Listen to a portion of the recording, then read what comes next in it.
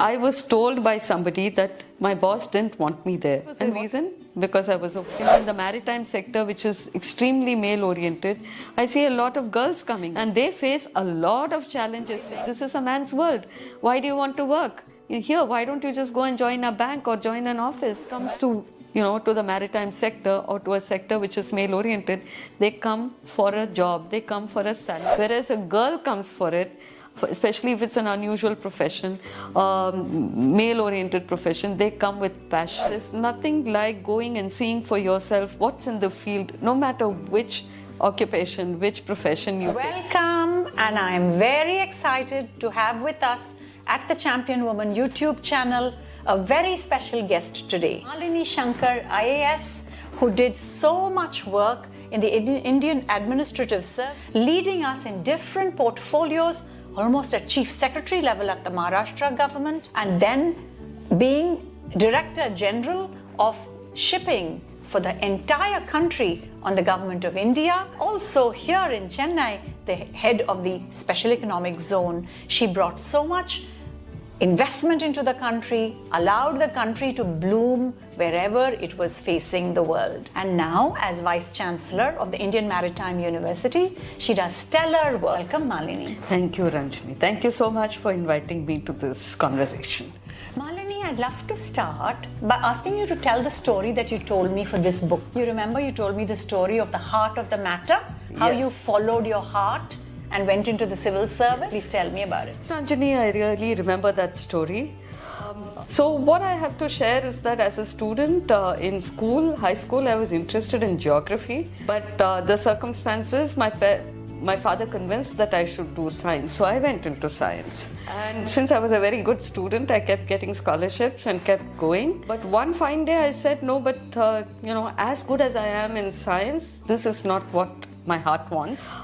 So one fine day, when I was doing my PhD in organic chemistry, pure science in the United States, I decided I just have to give it a try. Well, I can't go back to geography, I've crossed that stage, but I would go back to something which is more closer to my heart. In fact, in my 10th standard, I was keen on appearing for the UPSC exam, writing the IAS exam, becoming an IAS officer. But then my scholarships led me to the PhD. But as I have to listen to my heart, I will do what my heart says, and I came back to take the exam. I crossed the hurdle in the first attempt and never went back. So what is the one big woman leader takeaway that you got handling diverse sets of people? Thinking about it, I think it should be believing in oneself, having the confidence, building the confidence. If you don't have, not everybody has the confidence to start with. Building the confidence and believing in what you do and actually committing yourself to do it. That is what has helped when I, heading a myriad departments, and I had 40,000 people on the rolls, engineers, men, very male-oriented engineering departments. But I think if you can just hold your own, saying, I believe in this, I can do it, and also be fair to the people you're dealing with. That's what leadership is all about, being fair to everybody. I want to share a few of my experiences when I started working and also well into my working life. When I got my first posting as assistant collector, or what they call in Maharashtra as subdivisional officer, I was told by somebody that my boss didn't want me there. And what was the reason? Because I was a woman. And they said, would you like to change your posting? I said, no, this is my first posting, this is my first job, and I'm not going to ask for it. It is up to the bosses.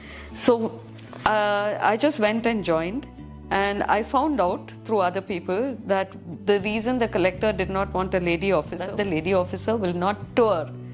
They will not do, it's a touring job. So I started touring that day, until the end of my career in the IAS, I kept traveling so much. And that's another thing I'd like to share. There's nothing like going and seeing for yourself what's in the field, no matter which occupation, which profession you take up. There's nothing like knowing the grassroots level, what's happening there, so that you can take informed decisions. But I must tell you, at the end of it, I hope my boss is not watching here. So I asked him when I was transferred out of that, I got promoted. I said, sir, you did not want a lady officer. I hope I didn't create problems.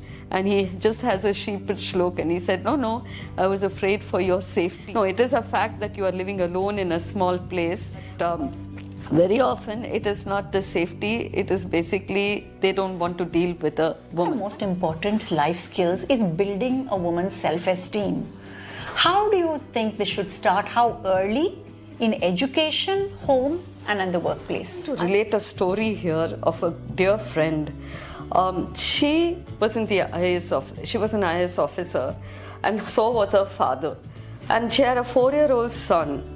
And when the grandfather came visiting, he brought the files home. And when the grandson saw the files coming home, he told the grandfather, "Tata, only women do files.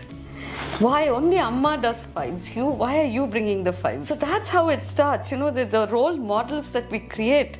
It starts from home, from school, it starts from environment, and I think not everybody is privileged to have it at home, not everybody may be privileged to have it at school, but I would suggest as youngsters, you form friends with those who create that self-confidence and not those who pull you down.